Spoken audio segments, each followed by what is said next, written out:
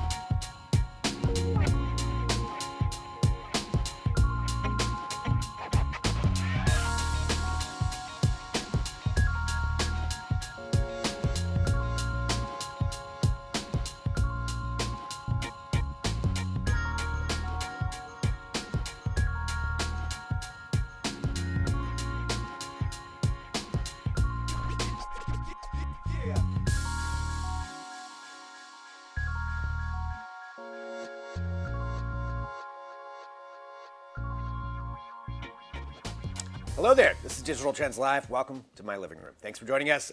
Since I'm working from home, and I know a lot of people are, we're all streaming a lot online right now, and there's a lot of rumors going around about what that means in association with our broadband access. How much is this stressing out our internet? Well, to talk about this, talk about what's been happening and what it could mean for the future, we've got our own Caleb Dennison joining us. Caleb, hello. Glad to see you're doing well. Caleb, what is going on with this? Do we need to worry about our streaming access? Well, at first I didn't think that we did. And now I'm starting to think that maybe we'll take a little bit more of a hit than we thought. But it sounds like there are things being done to try and mitigate the problem. So unfortunately, the end answer to the question is it's a wait and see situation. But the story about how we've gotten to where we're at now and where we're going is pretty stinking interesting.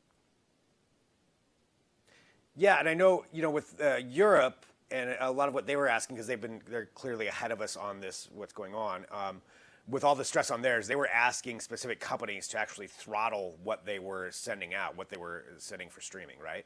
Yeah, well, there's this European Union Market and Services Commissioner. It's a very interesting title, isn't it? But this guy actually has tech chops. He's from RCA Thompson days and also France's biggest telecom, Orange. And he asked Reed Hastings, he got on the phone with Reed Hastings at Netflix and said, hey, can you just deliver, in standard definition and not make high definition an option in Europe so that it, basically unclog our lines? Turns out he also called, CEOs at Google and Amazon and spoke to execs there and asked them, hey, what can you do to kind of reduce the amount of bandwidth that all these video streams are using? Because of course everybody's at home, people are watching a lot of TV, and when we talked about this briefly last week, we kind of poo-pooed the idea. It's like, why would that be Netflix's or YouTube or whatever, whoever responsibility? Why not just throttle it on the ISP end?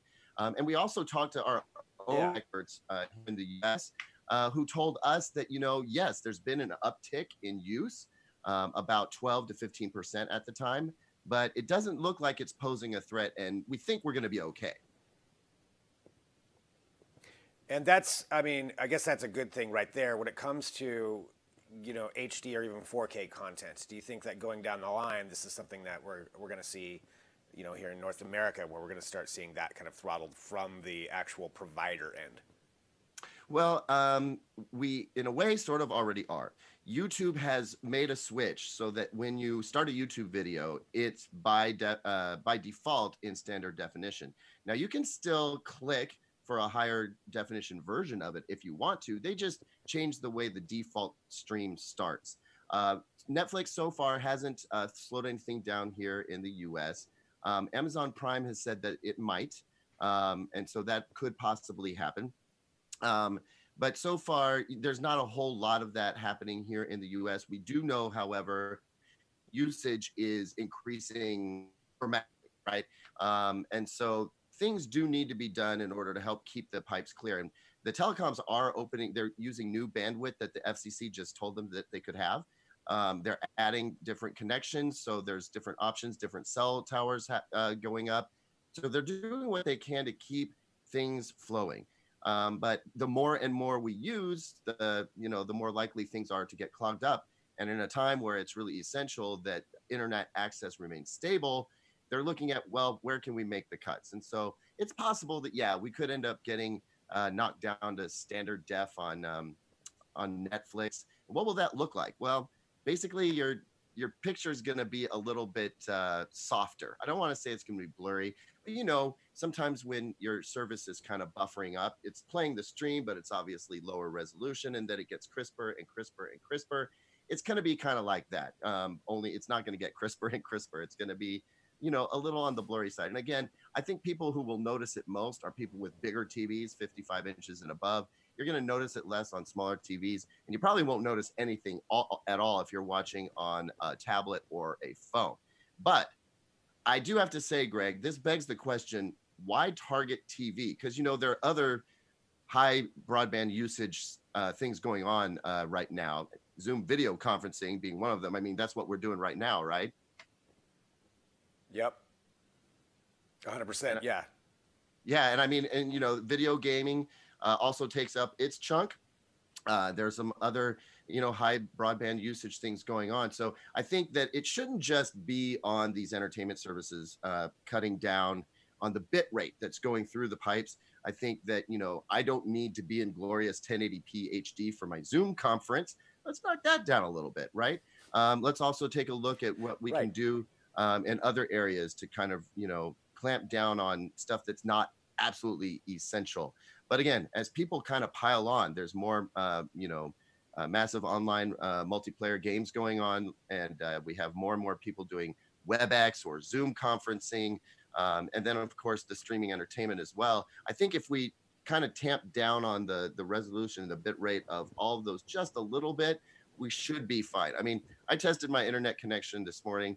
It was a little bit slower than it usually is, but not by a lot. And I'm really not having any trouble streaming TV around here or streaming to you right now. So I think we're going to be okay. But as we've learned, this whole situation we're in right now evolves very quickly, and we kind of want to keep an eye on it. Now, I will say, if you want to do something proactive, you can go to Netflix, go into the settings for playback, and select the data usage that you want. So you can force yourself down to standard definition across all the devices you use for Netflix. If that's the service that you use the most and you want to try and do your part to help out proactively, you can go ahead and do that.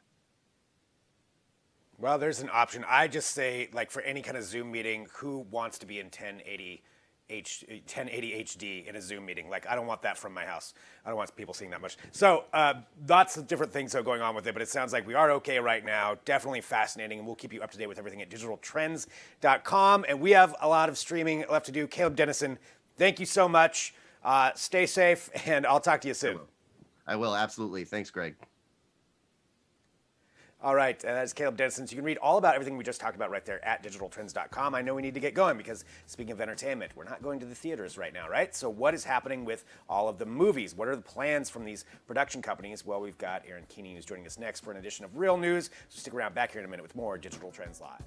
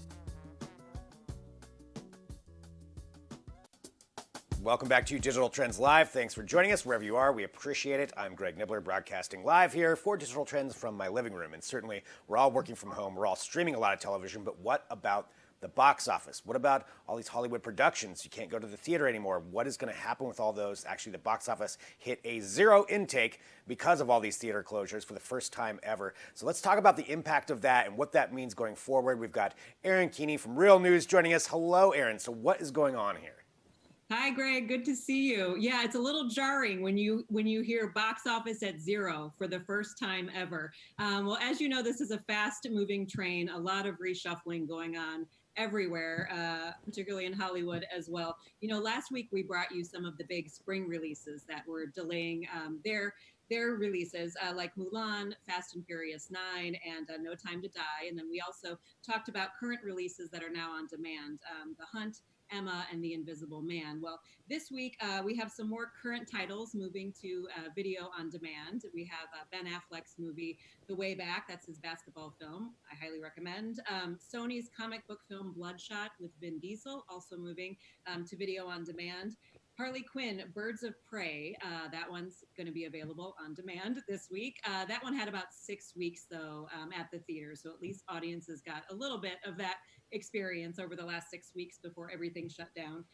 And also Bad Boys for Life. That, of course, is the Will Smith, Martin Lawrence buddy cop film. That has been out in theaters since, the end of January. So again, viewers got a chance to experience that one in the theaters for at least a little while. That one will be available on demand March 31st.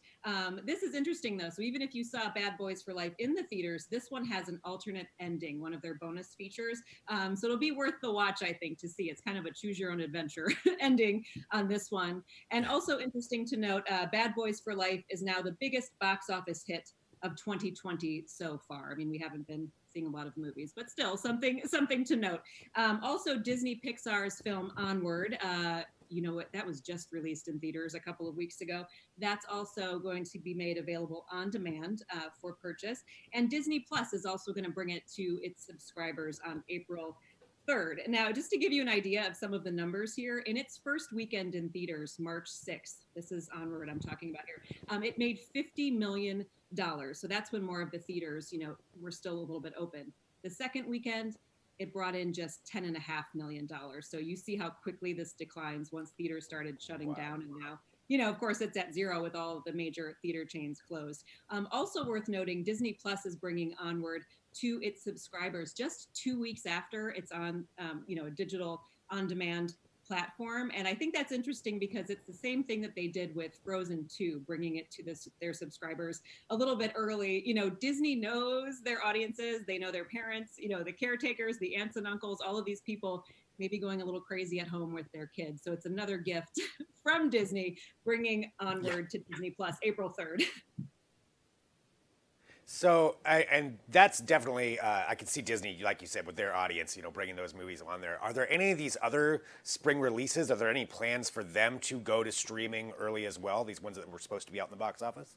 Yeah. Well, there is at least one that I know of that just said, you know what, we're just going to skip this whole theater release thing altogether, not even bother reshuffling. So Paramount Pictures, they have an upcoming film, Lovebirds, starring Issa Rae from Insecure and Marvel's Kumail Nanjiani. Like I said, they're just skipping the theater release altogether. They were supposed to come out April 3rd.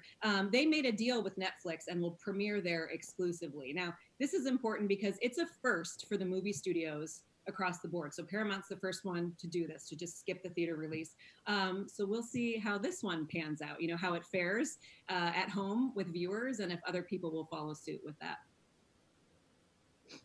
Well, going from the spring release side of things and going into like the summer blockbuster season, as we see more and more things being pushed back, what is happening with those right now and any particular developments that we should know about?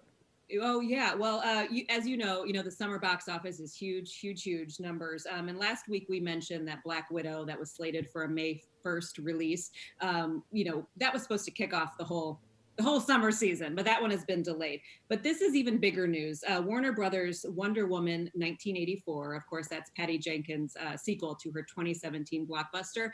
They had been adamant for several weeks about keeping their June 5th release date. They said, we're not budging from that. This week, they had to budge. So that has been moved from June 5th to August 14th. And also to note, Warner Brothers, on their summer schedule, they've removed the adaptation of Lin-Manuel Miranda's In the Heights. That was slated for a June 26th release. Also, the studio took the mid-May release of Scooby-Doo. The movie is called Scoob. It's a take on Scooby-Doo. They took that off the schedule. And also the thriller Malignant off of its August 14th release date. So as of right now, no new dates for those summer films have even been mentioned. So we'll have to stay tuned for those. And Greg, you know this. I mean, they start these advertising campaigns. They spend millions and millions of dollars on these advertising campaigns. They start them months and months and months before the summer season. I feel like I've been watching trailers and advertising for In the Heights for years now. So there's a lot on the line, clearly. If they're moving these dates, and reshuffling, there's just a lot to think about here. Right? Yeah, to see where this all ends up. And I know it's not just movies, it's not just that kind of production. There's also television series which have been stopped. Can you talk to us a little bit about what to expect there? Yeah, of course. I mean, we can't talk about Hollywood without talking about television. And certainly over the years, it's a booming, booming industry. It's pretty much stopped. I mean, television across the board has stopped production, broadcast, cable, and streaming. Shows like NCIS, Apple TV Plus's The Morning Show with Jennifer Aniston and Reese Witherspoon, halted. Grey's Anatomy, way too many, of course, to name, but everything has really come to a standstill. But I would divide TV into two different categories. So you have broadcast, that's one. And with these broadcast shows, some of these seasons have just one or two episodes left to shoot in their season. So they might have the benefit of, once things start to settle out, maybe shooting those episodes, the last two of this season, shooting those next season and bringing those to viewers. But there are some shows that are in their series finale. So these shows don't have the opportunity, to finish up their season, to finish up their series. So viewers will never see how these series end. And another unfortunate thing for those broadcast shows, once they're ready to sell these into syndication, it's a lot harder to sell a show that isn't complete. So they're going to have a difficult time down the line as well. With cable and streaming, that's the second category. They have a little more wiggle room. They're not on as strict a schedule as broadcast. So shows like AMC's The Walking Dead, the new spinoff, The Walking Dead World Beyond, they were slated for an April 12th release. That has been postponed indefinitely. And also FX's fourth season of Fargo, they were slated for an April 19th premiere, and they will be showing that later sometime this year. So you've got those that are still going to be coming out, and I know there's a lot of production that has been stopped when it comes to all of these. And I know Netflix, I believe it was $100 million that they pledged to help out all of these production crews and broadcast crews that are out of work. What other things and measures have been taken to help out some of these people? Oh yeah, I mean that's a huge help what Netflix is doing. And one thing I wanted to add that I missed on this last thing about television, we have 60 pilot episodes that are in the works, that are on hold. So I wanted to add that on as well to give you an idea of where television is at. But yeah, what Netflix is doing for the entire industry, their 100 million donation will go, a lot to the people on their shows and their crews around the world. But they're also making donations, in all different areas. But there are unions like SAG-AFTRA and the Actors Fund. They have a coronavirus relief fund set up now, and the Writers Guild. But there are plenty of people who aren't in any of these unions. They don't have access necessarily to some of these benefits. But again, there are hundreds of thousands of crew and people who work other jobs, to support their entertainment jobs, who don't have paid sick leave. So I wanted to highlight one group that I think is awesome. This is a GoFundMe started by screenwriter Liz Alper. She writes for Chicago Fire and The Rookie, and she started this GoFundMe relief fund for Hollywood support staff. She started this right away. People just started putting in donations, and then very quickly, showrunners like Shonda Rhimes, Ryan Murphy, kind of these big names in Hollywood started to match these donations. So as of yesterday, it was up to $500,000, and they're on the ground just, passing out checks basically for those in the most dire need right now. And if you want to donate, you can just go to their GoFundMe page. Again, it's the Relief Fund for Hollywood Support Staff. Well, and that's great. So definitely to highlight that. So with all of this happening right now, I got to ask, for you, what are you watching and where are you watching it? Well, I'm watching a lot. I'm watching a lot of stuff, but what I'm watching next, I'm excited about this. So one thing we haven't talked much about is all of these film festivals that have been postponed and canceled in the coming months. So next month would be the Tribeca Film Festival in New York. You might remember that was founded by Robert De Niro and some others after 9/11. You know, it was their efforts to revitalize Lower Manhattan and get the industry kind of going again. So because they are postponed indefinitely, they are bringing this campaign, which I think is so cool. So viewers can still watch some of these movies. They will showcase 30 films in 30 days, 30 short films, and it's called A Short Film a Day Takes the Anxiety Away. So you can find those films on tribecafilm.com. That kicks off next Tuesday, and that's what I will be watching for sure. Not that anyone has any anxiety. Right? Nice. That's what I'll be tuning into. Right. No, not at all. Not at all. No, nothing to see here. What about you? Are you kicking off any of the Fast and the Furious yet? Have you started any of those? The Fast and the Furious? I haven't gone down the Fast and Furious road. I'm probably going to. Right now, I'm into Tiger King. That is what I'm streaming. Okay, what episode are you on? Bonkers.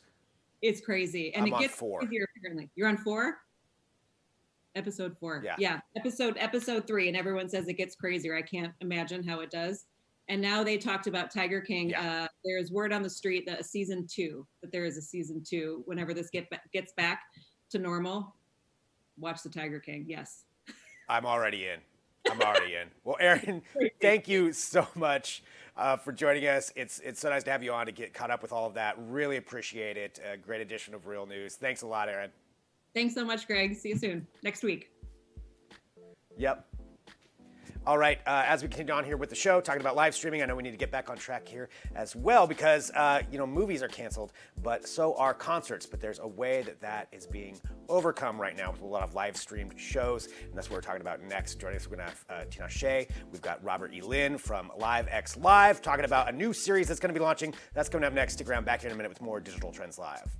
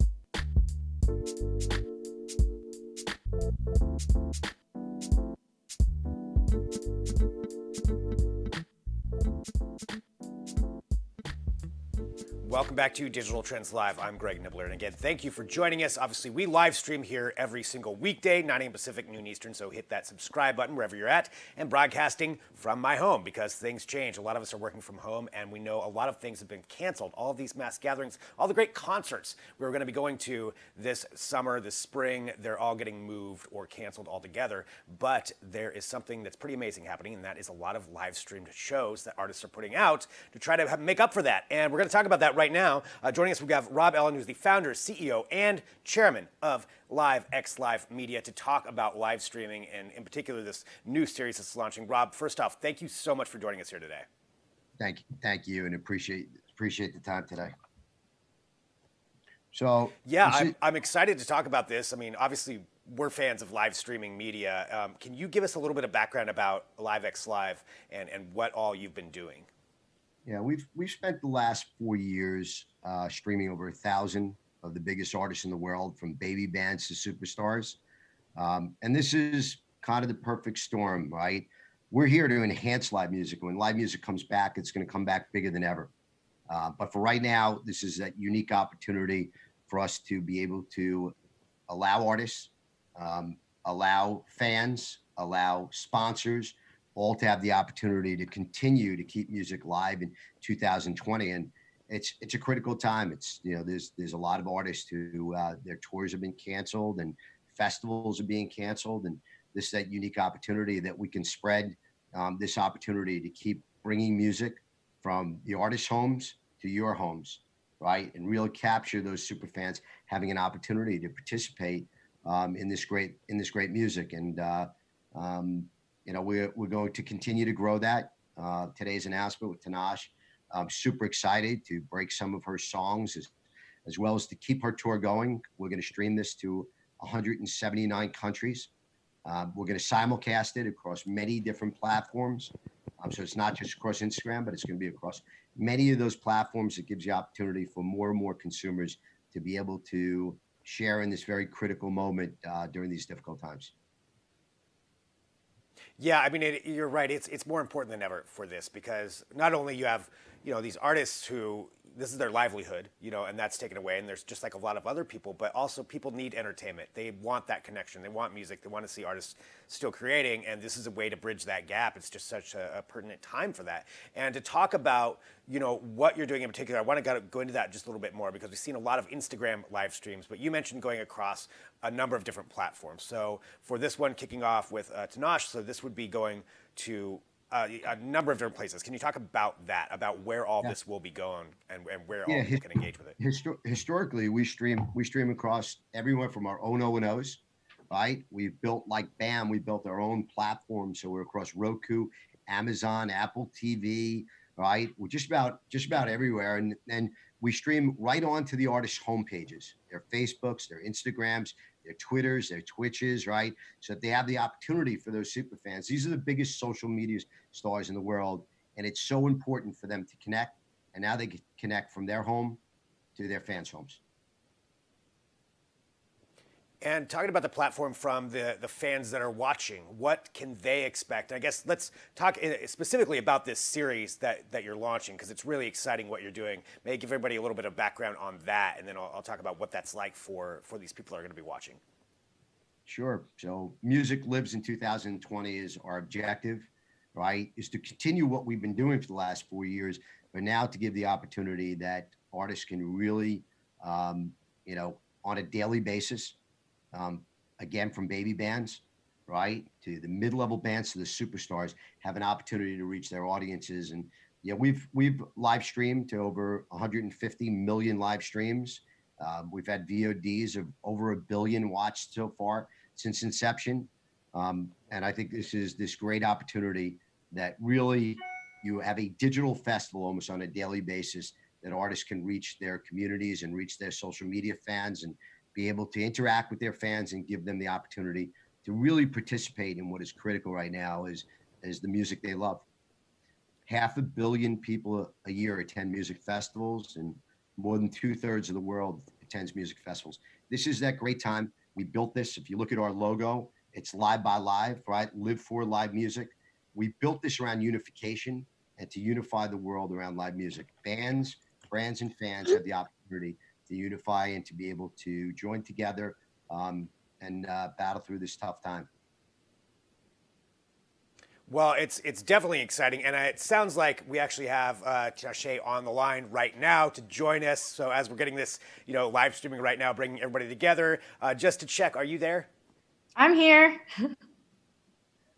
How are you? Awesome. Well, thank you so much for joining us. Hi, I'm Greg. This is Hi. Digital Trends Live. We've got Rob on the line as well, talking about this exciting concert. So can you tell us, what we can expect? This is starting tomorrow when your show's going on. What can we expect? Well, I'm going to from play your a performance? variety of my songs, old songs and new songs. I just released an album at the end of November. So I was getting ready to go on tour, but it's looking like that's going to get postponed. So I'm actually really excited to be able to give my fans a taste of that because I know that they're disappointed. So it's going to be fun.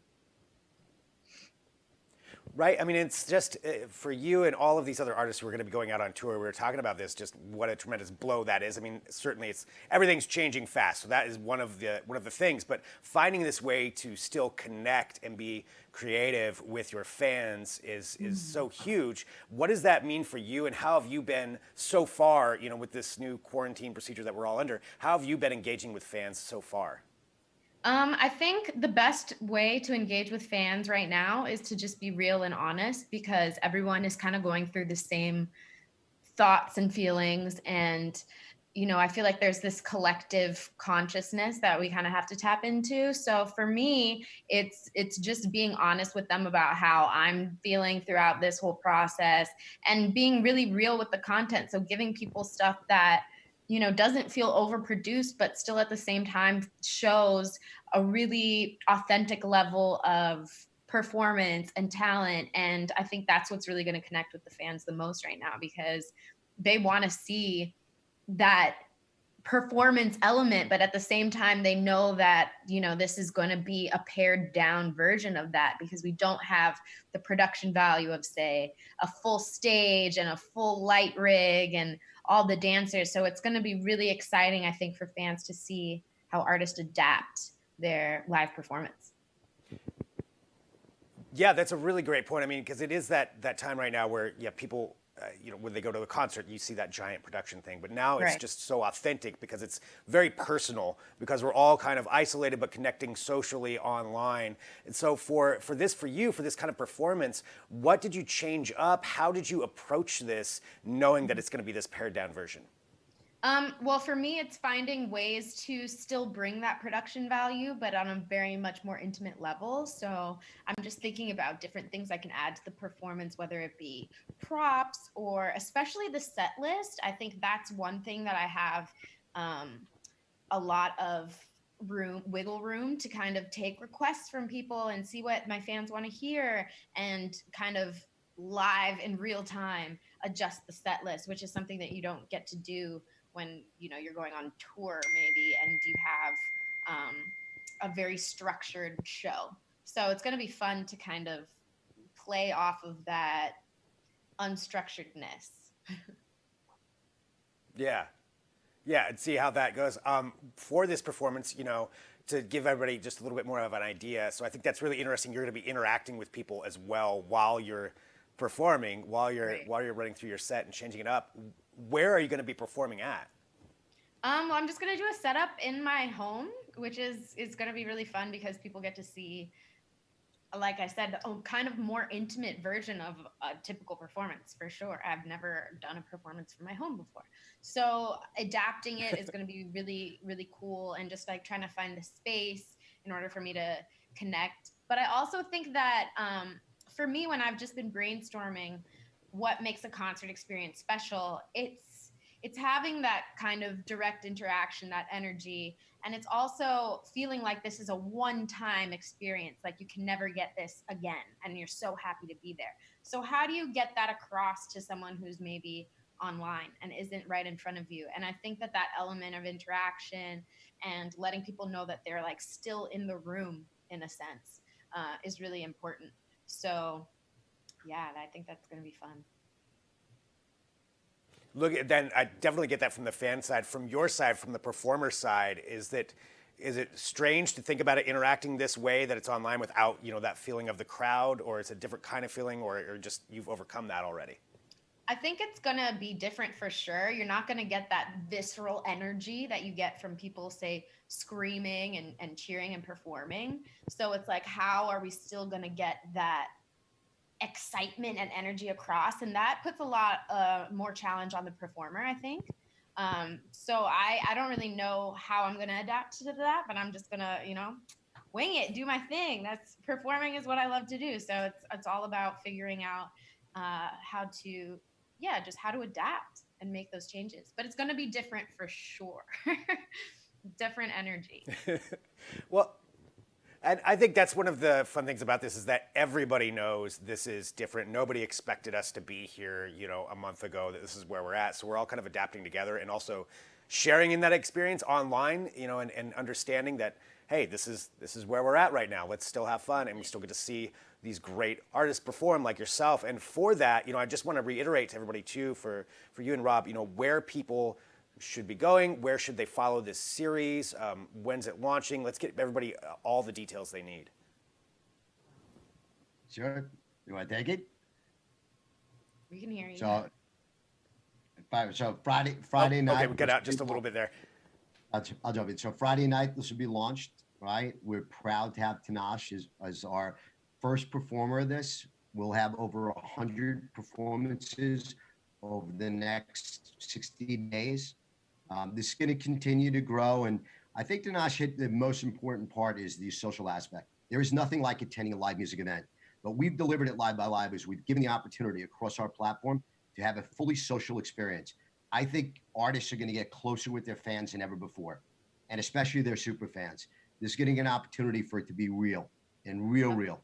They're going to get to be able to see this performer from her home, where she is really caring about her fans and really engaging on them, and you have simultaneously, while you're watching, the ability to chat, message, buy a hat, buy a t-shirt, and fully be engaged in that experience. And I think this is going to change. You know, this is going to be, there's never going to be anything like live music. When people are done with this, and this is, you know, hopefully go. No, sorry to overlap. It's hard at the time. But I was just saying, for me personally, I've noticed my personal relationships really kind of getting stronger via technology during this period of time, like connecting with extended family members, connecting with friends that maybe I actually don't talk to as often as I am now, and having this kind of face-to-face digital interaction. It's really interesting how we're still able to feel like we're there and in the room, going on my friends' live streams and just like popping in and saying a comment, actually how that feels like I'm socializing, and how I get that kind of same satisfaction. Well, not the same, but a different kind of version of that social aspect. So I think it's really going to be fun to put that into a concert experience and have people feel like they're really there, and this whole social element, bringing it to this digital space. I think we're all getting used to it, and it's a change, but it's exciting and it's fun, and I'm excited. What you're also doing it's really, you know, it's like you said, we're all kind of changing at the same time, but we're all connecting in these new ways that maybe a lot of us didn't. I've been doing it myself, like having video conferences with friends actually I haven't talked to in quite a while. It's like, well, let's just sit down and chat via video. We're both at home right now. So it's really exciting. And seeing what you're doing with this, with Live by Live, and these concerts that you're going to be doing, well, that you're doing tomorrow. I really appreciate both of you joining us here on the show to talk about this. Any one last place that we want to send them? Tanash, where should I tell people to go tomorrow to watch you? Well, you can watch it at LiveX Live, obviously, Live by Live, and YouTube and, wherever we're going to be streaming on Instagram too, I believe. So you can definitely find it. It's going to be posted, all the links. So it's really user friendly. Everyone will be there.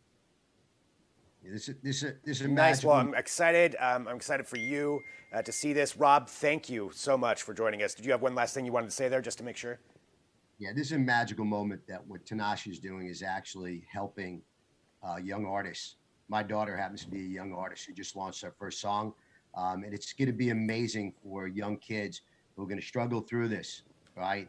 This is going to open up a lot of doors. It's going to open up a lot of energy. It's going to give meet and greets to super fans that they've never had before. And I just want to thank you because you're amazing. You're an amazing talent. And we can't wait to have you on tomorrow night. Thanks for having me, guys. Thank you. Pleasure.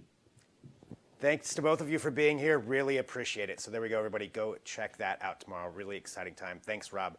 Thanks, Tinashe. And thank you to everybody who's watching live right now, too, here for Digital Trends Live. This is our live show. We're live every single weekday, 9 a.m. Pacific, noon Eastern. We've been doing this for a while, and I thank everybody who's been finding us. I want you to hit that subscribe button so that way you can share the show. You get notifications when we go live each day. It's going to be a different adventure. We'll have different tech headlines and news and interviews and discussions, and it's all while we're here interacting with you. And so thanks so much for joining us. Coming up tomorrow on the show, what day is it? It's hard to even know what day it is anymore. It's Thursday today, right? So tomorrow on the show, we've got Ciara Pressler back for a work life segment. We're going to have Ken Young from Flipboard for Tech Briefs. We'll recap some of the biggest stories in tech from the week. We'll have all kinds of other news and interviews that are going on too. And I thank everybody for joining us. So again, hit subscribe. Thanks to our team who's out there making this happen. I'm here in my living room, but everybody else is hard at work making this happen. And so I really want to say I appreciate our Digital Trends team. Thanks to everybody. I'm Greg Nibbler. I'll be right back here tomorrow with another edition of Digital Trends Live.